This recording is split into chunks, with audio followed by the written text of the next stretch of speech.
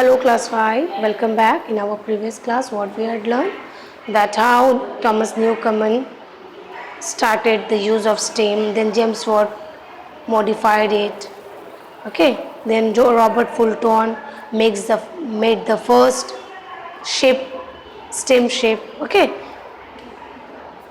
So like that many changes took place.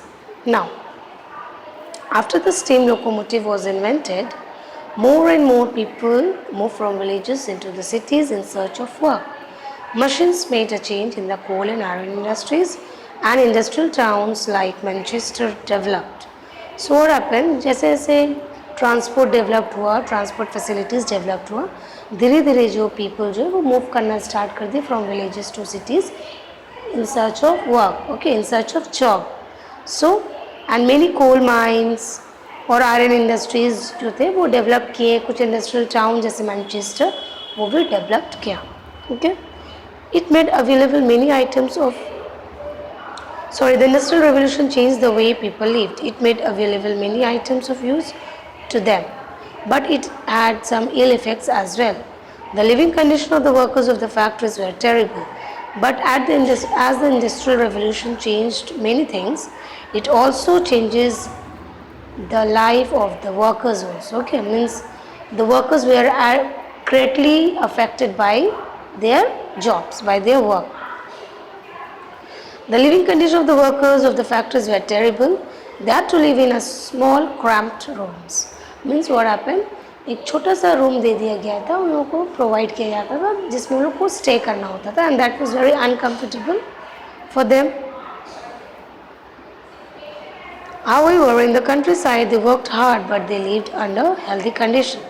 But क्या होता था कि अदर प्लेसेस में उन लोगों को भले ही वर्क उन लोगों का टफ था but still they way provided with good standard of living, isn't it. उन लोगों को हेल्दी कंडीशन में रखा जाता था.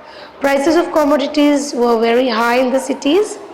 In the country, people usually grew their own vegetables and fruits, but in town, they had to buy everything. So क्या होता है कि कंट्री में पीपल जो है जिसका अपना फील्ड है वगैरह ये सब जो अपने क्रॉप्स ये करते थे, but villagers they are moving from villages to cities उन लोगों का स्टैंडर्ड ऑफ लिविंग भी बहुत बुरा हो जाता है. उन लोगों को बहुत प्रॉब्लम फेस करना पड़ता है, साथ ही साथ उन लोगों को हर चीज़ खरीदना पड़ता है, okay. They have to purchase everything.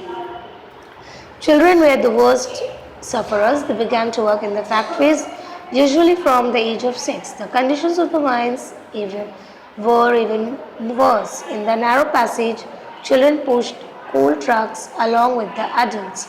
So what happened? Children's का भी conditions बहुत ही ख़राब था.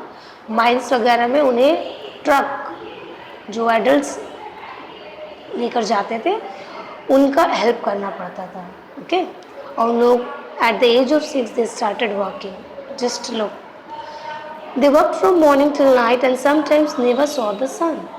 तो माइंस में क्या होता है ना कि एक क्या बोलते हैं, एक सुरंग टाइप बना रहता है, ओके, गुफा टाइप रहता है जिसके अंदर उन लोगों को रहना पड़ता है, okay.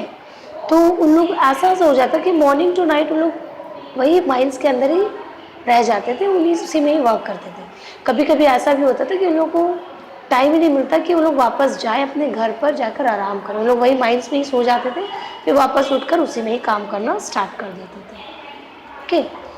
The factory owners did not see to the welfare of the workers. The government passed harsh laws fearing a revolution like the one which had taken place in France. A famous English novelist Charles Dickens has described these times very well in his famous novels and other writings. So होता ये है कि government जो है बहुत ही एक law पास किए. देखते हैं कि कंडीशंस जो है वर्कर्स का वो डिटोरिएट हो जा रहा है डे बाई डे. तो वो क्या कर रहे हैं, वो जो है एक हार्श लॉ पास किए जिसमें जो ये सब चीज़ के अगेंस्ट में था, okay. A famous English novelist Charles Dickens has described these times very well in his famous novels and other writings. So France में भी इसी तरह का एक रिवोल्यूशन मेथड चल रहा था जहाँ पे वर्कर्स का जो है वह जो हेल्दी कंडीशन हेल्थ जो है वो बहुत ही बुरी तरह से ख़राब हो रहा था, okay. So for that reason ये जो चार्ल्स डिकेंस है वो अपने नॉवेल्स में, अपने राइटिंग्स में उन लोगों का कुछ डिस्क्राइब किया कि किस तरह से उन लोग टॉर्चर करते हैं वर्कर्स के ऊपर. At this time, Britain had many colonies all over the world. Hence, the rich people were growing very rich. One of the first men to improve the condition of the industrial workers was Robert Owen. So, first time जिन्होंने workers के भलाई के बारे में सोचा, उनके welfare के बारे में सोचा, that is Robert Owen. And what he has done? Robert Owen. Okay, let's stop till here. Next day I will do the next part. Thank you.